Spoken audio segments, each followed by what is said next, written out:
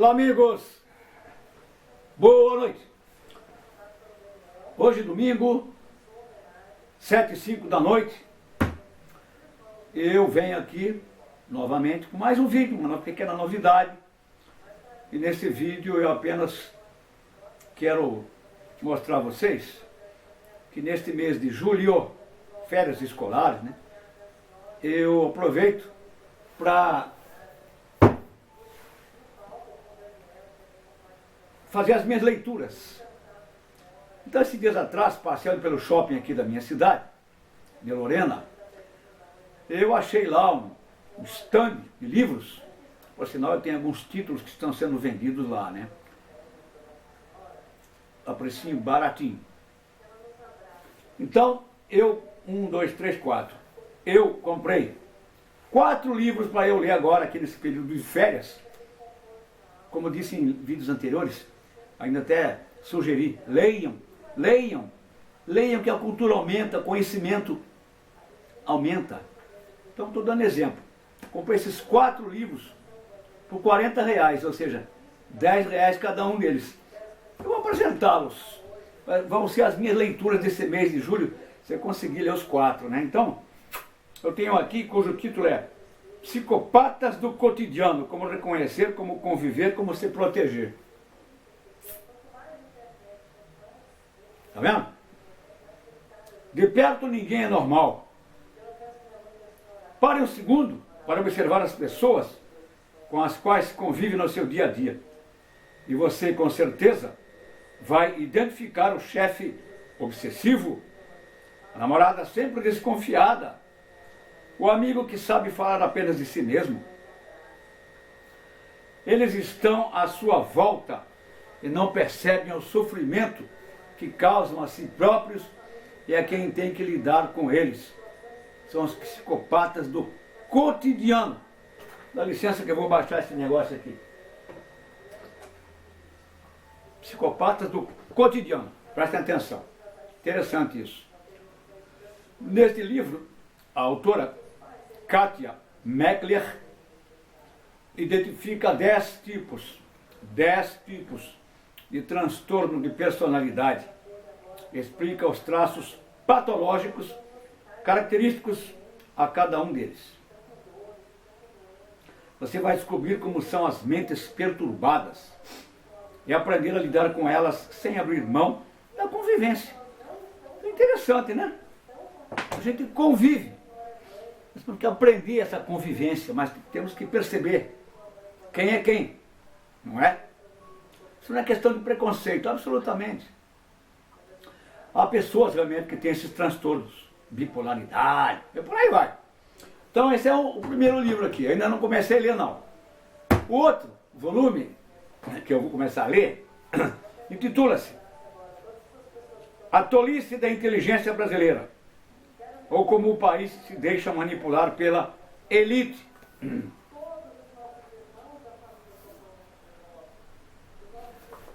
Sugestivo o título, né? A Tolice da Inteligência Brasileira. Isso aqui está falando do governo. Não da inteligência de cada um de nós, individualmente falando, subjetivamente falando, brasileiros. Não. Essa inteligência é como o país se deixa manipular pela elite. Há uma elite.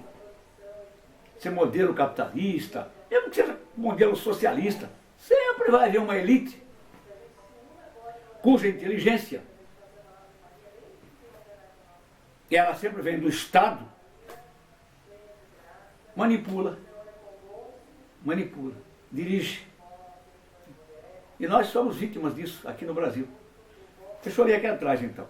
Todos os dias, indivíduos normalmente inteligentes e classes sociais inteiras são feitos de tolos para que a reprodução de privilégios injustos seja eternizada entre nós.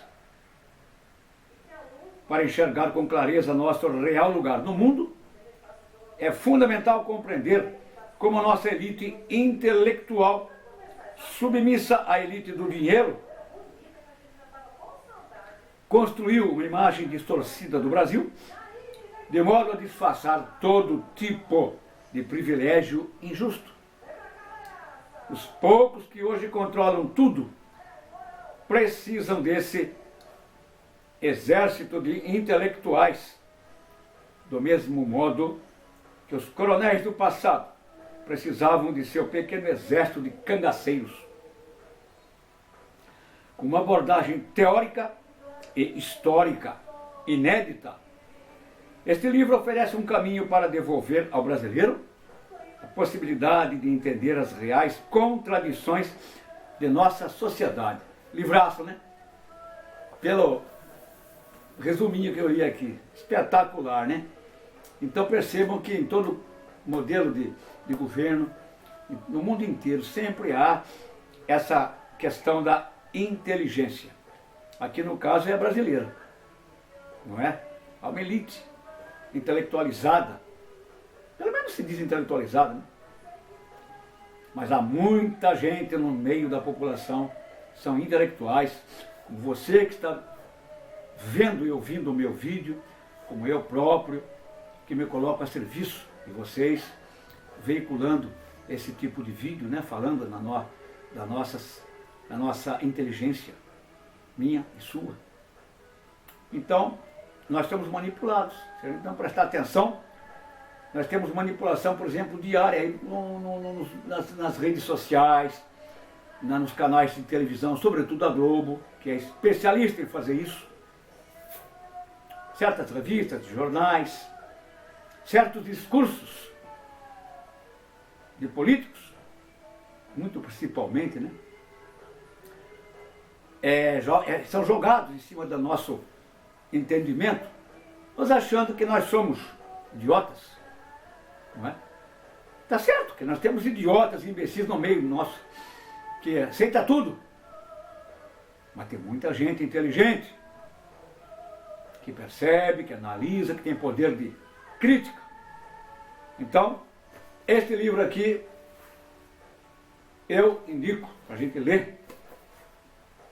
Mais um, são 4, né? Vamos para o terceiro aqui. Este aqui também diz respeito ao que eu estou comentando. Os bens que os políticos fazem. É de Chico de Góes, o autor. Histórias de quem enriqueceu durante o exercício dos mandatos. Isso aqui é notório. É notório entre nós brasileiros, que a gente sabe disso, né? Enriquecimentos ilícitos, através de falcatruas, corrupção, conchavos. E haja dinheiro público entrando nisso aí, né? A Lava Jato está aí descobrindo uma série de fatos que estão comprovando isso. Vou mostrar para vocês, ó. Tá aí, ó. Tá vendo, gente? Deixa eu ler um pouquinho aqui atrás, então, do resuminho dele. Os bens que os políticos fazem. Observem que a palavra bens é um cifrão. Subentendido, dinheiro. Dinheiro. Bens financeiros, monetários. Então vamos lá. É uma crítica ao patrimônio adquirido de forma muitas vezes obscura. A intenção não é generalizar um comportamento político, mas apontar como agem determinados candidatos que se preocupam mais em ter e esconder do que revelar. De posse dessas preciosas informações, cabe à sociedade perguntar, cobrar e exigir uma prestação de contas mais clara de seus representantes. Afinal de contas, nós votamos neles. Neste livro, o repórter Chico de Góes conta caso a caso como 10 parlamentares aumentaram e muito seu patrimônio durante o exercício do mandato. Aumentaram seu patrimônio, né? Este grupo é uma pequena amostra de uma gama de políticos que dia a dia enriquecem e sem se preocupar muito em prestar contas à justiça eleitoral. e o mais importante, aos seus eleitores. Antes, durante o período de eleições, sobem em palanque, enchem a gente de promessas, parece que são os mais santos do mundo, os mais honestos. Depois de eleito, se esquecem dos seus eleitores, não prestam conta, roubam, enchem os culhões de dinheiro, formam patrimônios, com conta no exterior, com vários apartamentos, fazendas. Vive Lula, ele próprio, com aquela história daquela casinha, daquele apartamento lá no Guarujá, o filho dele é com aquela baita fazenda. E tem gente imbecil, ou imbecilizada pelas esquerdas, que fica pedindo a liberdade do Lula. Quer dizer, são os idiotas, né? Idiotas. Muito bem. Então tá. Os bens que os políticos fazem, ou que acumulam. E finalmente um último livro aqui, que eu estou lendo agora, porque eu achei muito interessante. Eu não quero fazer apologia do que eu vou dizer para vocês, não é apologia. Apenas porque eu gosto de ler, e eu me propus a descobrir qual era o pensamento dele, o que ele pensava. É interessante saber disso. E eu descobri aqui no livro, que é dele, ele é autor desse livro, vocês vão ver daqui a pouco, vou mostrar aqui. Ele é autor. Adolf Hitler. Seu nome assusta, né? Seu nome lembra de Holocausto, nazismo. Realmente, ele tem uma culpa aí no cartório, né? Tem. Mas, eu destaco o seguinte, ele é um cara muito inteligente. Ele tem uma inteligência meia maquiavélica, não é? Pelo que ele fez, tudo que ele conseguiu, é um cara super inteligente e bem dotado. Só que ele fez mau uso disso. E quando ele fala de um negócio que me chamou muita atenção aqui, ele fala de um negócio chamado Estado nacionalista. Espetacular, quer dizer, não estou fazendo apologia. Se der, eu mostro alguns parágrafos aqui de como é que eu vi. É texto dele, ele é autor disso aqui.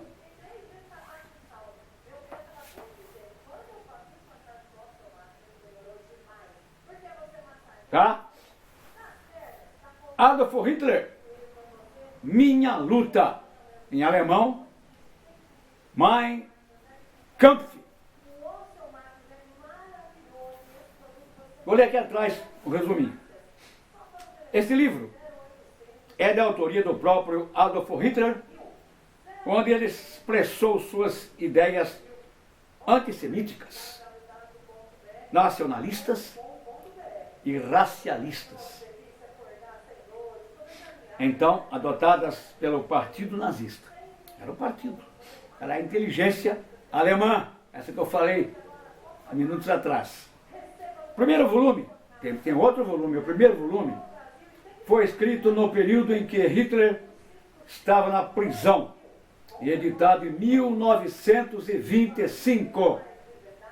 O segundo, eu acho que deve ser esse aqui, foi escrito já fora da prisão e editado no ano posterior.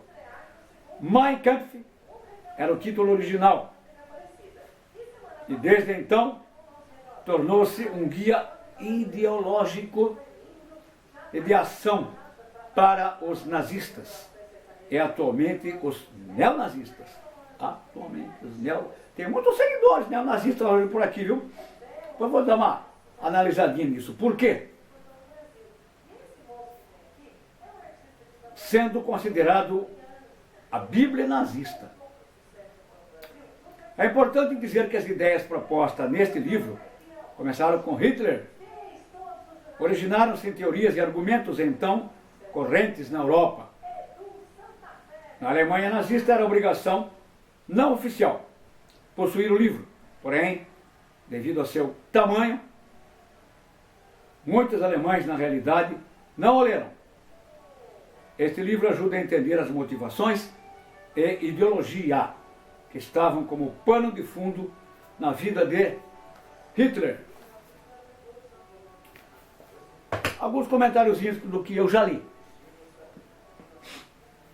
Eu disse que a questão do Estado nacionalista é muito focado e enfocado pelo Hitler. Esse Estado nacionalista é o seguinte: ele queria implantar uma ideologia desse Estado nacionalista, o nome já fala, nacionalismo. Ele gostaria, ele queria mesmo uma raça ariana pura. O que era isso? Então ele pretendia que, por exemplo, os moços jovens daquela época dele, todos eram obrigados ao serviço militar. Em consequência, ele dizia que queria todos os moços em idade militar e nas escolas do Estado também praticassem a educação física para aprimoramento do físico e da saúde, porque, segundo ele, o Estado nacionalista tem a obrigação de cuidar da saúde dos jovens, para que depois a raça não venha a ter a influência de doentes ou doenças, dando origem a pessoas mutiladas, doentes com vários tipos de doenças. Ele não queria isso, então ele queria que antes da inteligência, do preparo intelectual, os jovens servissem ao exército, aprendessem a técnica das armas e da educação física. Ele queria uma raça forte, uma raça com reflexos, para serem cidadãos da nação germânica, alemã. E ele prega nesse Estado nacionalista, o Hitler, o Estado para ele é um meio, não um fim. É um meio. Não é que o Estado venha mandar sobre todos os cidadãos. Não. Ele é um meio. O Estado tem que tomar conta da sociedade, tem que tomar conta da juventude, tem que fazer com que seja uma juventude sadia para a pureza de uma raça. Aí o que acontece? Começou a haver infiltração, inundação de estrangeiros na Alemanha, sobretudo dos judeus. Aí que o bicho pega, porque ele entendia que a raça judia, os judeus, estava infestada de doentes, não é? Pessoas incapazes, e isso ia atrapalhar os seus planos de raça pura, a raça ariana. Ele queria uma Alemanha forte no complexo físico e mental, psicológico de seus cidadãos, que ele julgava serem assim, pessoas cuidadas, bem cuidadas pelo Estado, que era o meio. O fim, sociedade ariana, raça pura, esse é o fim que ele buscava. O Estado nacionalista apenas era um meio, pelo qual ele se serviria desses meios para depurar essa raça. Então foi quando ele mete as mãos pelos pés, não é? Ele odiou, passou a odiar os judeus e fez tudo que nós sabemos na história, né? O Holocausto, aquelas matanças, não é? Coletivas. Enfim, esse é o Hitler expresso aqui nesse livro, não é? Que eu estou achando muito interessante. Vamos ver se eu acho alguma coisa, um pedacinho aqui para falar. Quer ver? Alguma coisinha aqui, bem... Neste estado de paz e ordem, nos dias de hoje, neste mundo de bravos nacionalistas, burgueses, hoje ele acha nacionalistas burgueses, ele mete a bronca na burguesia. A proibição da procriação de portadores de sífilis, tuberculose e outras moléstias contagiosas, de mutilados e de cretinos, é vista como um crime. Ao passo que a esterilidade de milhares dos indivíduos mais fortes de nossa raça, aí ele está se reportando daquele tempo, não é tida como um mal ou ofensa à moral dessa hipócrita sociedade, mas aproveita o seu comodismo. Se fosse de outra maneira, eles teriam que quebrar a cabeça para arranjar meios de prover a subsistência e a conservação dos elementos sadios da nação, que deveriam prestar esse grande serviço às gerações futuras. Palavras do Hitler. Deu para sentir, né? Quer ver? Enquanto os povos europeus são devastados por uma lepra moral e física, lepra moral e cívica, palavras de Hitler. Erra o piedoso missionário pela África Central, que organiza missões de negros até conseguir a nossa elevada cultura, fazer de indivíduos sadios, embora primitivos e atrasados, bastardos, preguiçosos e incapazes. Aí já começou a cheirar preconceito, né? Seria muito mais nobre que ambas as igrejas cristãs, em vez de importunarem os negros com missões que estes não desejam, nem compreendem, ensinassem aos europeus com gestos bondosos, mas com toda a seriedade que é agradável a Deus, que os pais não sadios tenham compaixão das pobres criancinhas sadias e que evitem trazer ao mundo filhos que só trazem infelicidade para si e para os outros. A raça ariana aí, ó. O que não tem sido feito em outros setores deve ser empreendido pelo Estado. A raça deve ser vista como ponto central da atuação do Estado na vida geral da nação. A infância deve ser vista como a mais preciosa propriedade da pátria. Deve-se providenciar para que só pais sadios possam ter filhos.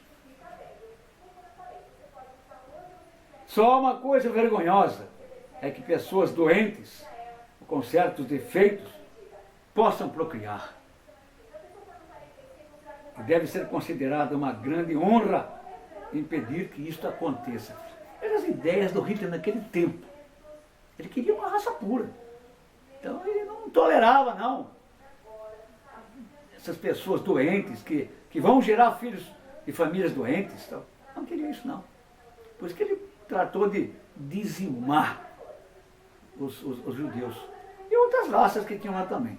Estavam entrando lá, miscigenando a nação alemã. E ele fala muito, então, como eu disse, do jovem, né?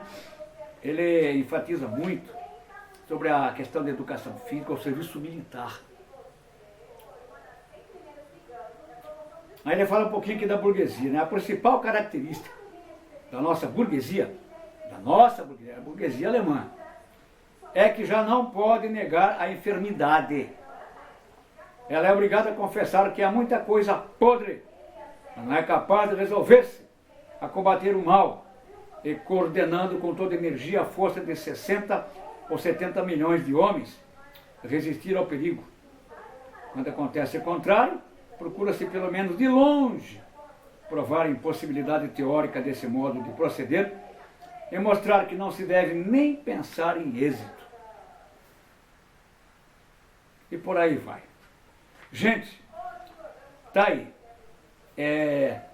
Esses são meus 4 livrinhos que eu estou lendo. Leiam, gente. É muito gostoso ler. Você lê, por exemplo, eu estou lendo uma parte da história aí que muita gente não teve essa oportunidade ainda de, por exemplo, mergulhar nos pensamentos do Hitler. Sabe-se pela história, nos contaram, a escola, a universidade, que ele foi um terror nazista, né? Mas ele tem um ideal de nação. Ele usa o Estado como um meio. Ele tem a raça ariana como fim. Para quê? Porque ele queria uma nação sem esses problemas de pessoas fracas, pessoas doentes, porque, segundo ele, eu já me lendo, essa presença de pessoas doentes, pessoas mutiladas, pessoas desequilibradas mentalmente, faz enfraquecer o potencial ou as potencialidades de uma nação forte, uma nação robusta, não é? Como ele pretendia na Alemanha. A Alemanha ela o é hoje. Se ela o é hoje, ela deve um pouquinho a essas diretrizes do Hitler. Ele implantou um pouco isso. Quem de nós não sabemos, né, que é o potencial da Alemanha hoje? Então tem um pouco do Hitler, sim, tem. Não faço apologia do Hitler, não, veja bem, não. Eu não gosto de nazismo e de preconceito. Então, ele tem muito preconceito. A partir do momento que ele quer eliminar a raça judia, os judeus que lá estavam trabalhando, tá? A partir disso aí, para mim, já é um terrível preconceito, né? Tá aí, gente, leiam, procurem ler, como eu estou lendo aqui, o pensamento do Hitler, minha luta. Ele teve uma luta assim aí, embora a maioria de nós ocidentais aqui não concordemos, né? Mas tem algumas coisas interessantes dele aqui. Como disse, é um cara inteligente. Políticos, os bens que eles fazem, os bens próprios deles, né? Dinheiro, políticos. Aí, tá aqui. Esse também eu quero ler com carinho. A tolice da inteligência brasileira, querendo nos enganar, querendo manipular. É uma elite que, graças a Deus, está sendo desmascarada aos pouquinhos. Louva a Deus, Lava Jato está aí. Bolsonaro, uma grande novidade, está aí. Queiram vocês, gostem ou não, na minha opinião, o presidente Bolsonaro foi eleito por 58 milhões de eleitores.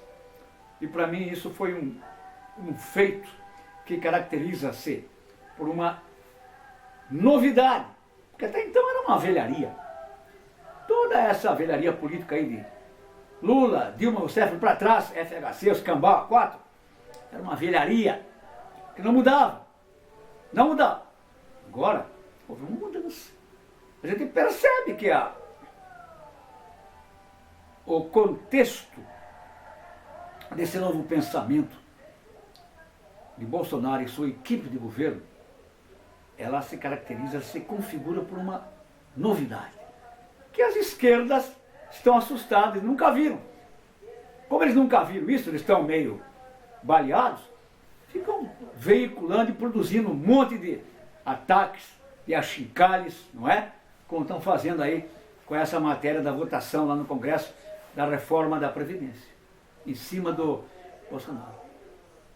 Esse relacionamento dele agora com o Trump, querendo colocar o filho dele como embaixador. Deve sair tudo como recursos de uma esquerda que está enfraquecendo, cuja novidade, Bolsonaro, eles não estão aguentando, estão vendo que estão, ruindo. E finalmente, essa aqui é muito interessante, né? Psicopata do cotidiano. Não os loucos, não, de asilos e, não, de clínicas, não. Psicopatas do cotidiano.